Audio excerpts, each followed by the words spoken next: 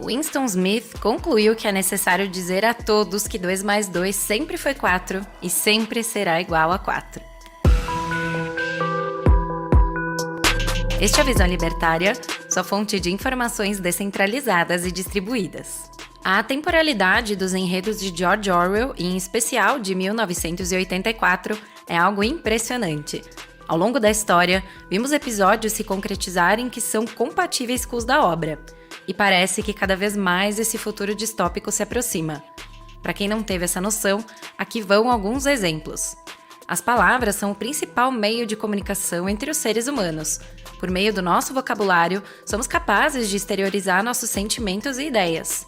Um léxico amplo permite moldar com eficiência as mensagens a serem passadas conforme as emoções que o emissor deseja expor. Na história de Orwell, é criada a novilíngua, ou nova fala, que é uma nova forma de linguagem imposta pelo Estado, na qual o vocabulário é limitado de tempos em tempos. A cada período, mais palavras são retiradas do dicionário e assim as formas de expressão e de manifestação da população vão diminuindo.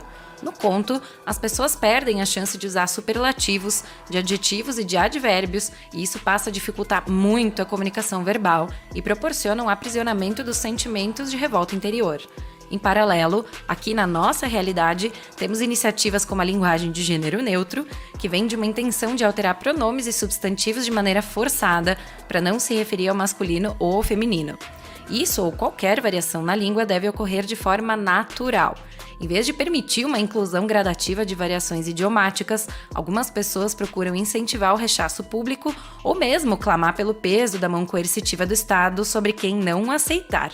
Além de ser algo inaceitável do ponto de vista ético, é ineficiente do ponto de vista utilitário, já que apenas gera aversão na população. Ainda que não haja leis determinando isso, a tentativa de trazer explicitamente algo como a nova fala para a vida real provavelmente seria rejeitada imediatamente por ser uma mudança não orgânica e que foi desenvolvida em função do coletivismo identitário. Mesmo assim, apesar de não ser diferente do enredo vislumbrado por Orwell, o exemplo do pronome e substantivo neutro é colocado como uma espécie de meio cultural da inclusão social e tratado por boa parte das pessoas como algo positivo para promover a harmonia. Um dos casos mais famosos dessa polêmica aconteceu no Canadá, quando o professor Jordan Peterson ficou popular na luta contra a imposição de legislações que tornassem o pronome neutro obrigatório. No livro 1984, o Estado incentiva amigos e parentes a denunciar à polícia as supostas infrações uns dos outros. Na União Soviética Stalinista, durante o período em que Orwell escreveu, os vizinhos também se deduravam uns aos outros para a KGB, que torturava e matava friamente. E, na atualidade brasileira, pequenos comerciantes e até pessoas que quiseram se reunir voluntariamente foram denunciados, muitas vezes por conhecidos próximos, que os acusaram de violar medidas de segurança sanitária. Como vimos em diversos vídeos, quando tentaram resistir, seja para tentar trabalhar e sustentar a família, ou apenas para caminhar sozinho na rua, foram violentamente agredidos e presos. Teve até porta de comércio travada com solda. Essa conjuntura solapou as iniciativas da livre associação e degradou as relações sociais que estavam saudáveis, pois os indivíduos passaram a viver com medo constante e deixaram então de confiar nas pessoas que estão à volta. Nessa obra de George Orwell, há a chamada Polícia do Pensamento. Ela tem o dever de censurar, prender e matar os opositores do governo. Qualquer semelhança com o Departamento de Imprensa e Propaganda de Getúlio Vargas é mera coincidência. Mentira, não é coincidência não. O que ele conta no livro é fruto da indignação por já ter visto algo análogo pelo mundo. Lá também tem as teletelas, que são tecnologias equipadas com câmeras e microfones. Elas eram colocadas de forma onipresente pela cidade, espalhadas pelas ruas e instaladas até nas residências para poder realizar um monitoramento efetivo sem considerar a violação de privacidade da população. Já na vida real, parte da população age como se estivesse hipnotizada e aceita a ideia de censura. As pessoas que apoiam iniciativas como as dos Sleeping Giants ou lei como o artigo 13 na União Europeia estão advogando conscientemente ou inconscientemente pelo fim da liberdade de expressão. Elas se convencem de que devem acreditar nas mentiras do Estado, se submetem ao domínio e defendem que os outros devem ser obrigados igualmente. Assim, elas mostram que preferem estar sob as mãos de políticos a agir com autonomia. Edward Snowden disse uma frase muito boa sobre isso. Argumentar que você não se importa com o direito à privacidade só porque não tem nada a esconder não é diferente de falar que você não se importa com a liberdade de expressão só porque não tem nada a dizer. No mundo contemporâneo, o controle social passou a ser retratado como algo positivo, ponto para o Estado. Uma das principais maneiras dele se sustentar sobre nós é a cultural. Os indivíduos que defendem a concessão dos direitos individuais ao Estado deixaram de ser chamados de comunistas radicais para receber o rótulo de progressistas. Afinal, quem vai achar ruim associar algo à ideia de progresso? É como uma maquiagem. E tem mais uma semelhança com o mundo real. O protagonista, Winston Smith, trabalha no Ministério da Verdade. A função dele é alterar notícias e manipular fatos históricos para melhorar a popularidade do governo. Essa subversão de episódios da história é mais comum do que muitos pensam. Hoje a gente só não tem algo com esse nome nem instituído nos estamentos governamentais, mas as relações de simbiose da imprensa com o establishment cumprem essa função. Rothbard alertou sobre isso, até mencionando o termo em nome da ciência no livro Anatomia do Estado. O New Deal salvou os americanos da crise de 29. As crises são causadas pela ganância capitalista e pela superprodução. O socialismo não deu certo porque o verdadeiro socialismo nunca foi implantado. Inflação é necessária para o desenvolvimento econômico das nações. O controle de preços pelos jacobinos ajudou os camponeses. E blá, blá, blá. Essas são apenas algumas das mentiras que somos obrigados a aprender pela imprensa tradicional e desde cedo pelo sistema educacional. Aqui no Brasil, ficou famosa a frase do Pedro Malan: no Brasil, até o passado é incerto. Atualmente, as crianças são educadas para acreditar que os direitos são uma concessão dos políticos. A verdade é que todos os nossos direitos não foram dados. Eles são nossos porque nascemos com eles. Eles são direitos negativos, de não sermos proibidos de, ou obrigados a, algo que seja relacionado apenas a nós mesmos.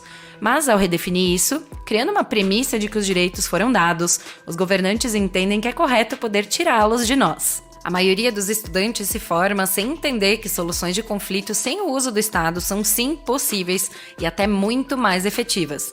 Isso cria uma relação cultural de dependência e impede o florescimento do espírito empreendedor. Além disso, o Estado busca naturalizar a sua existência por meio de falácias. Além de dizer que sempre esteve presente, uma das maiores é a de que é a proteção do Estado que legitima a propriedade privada.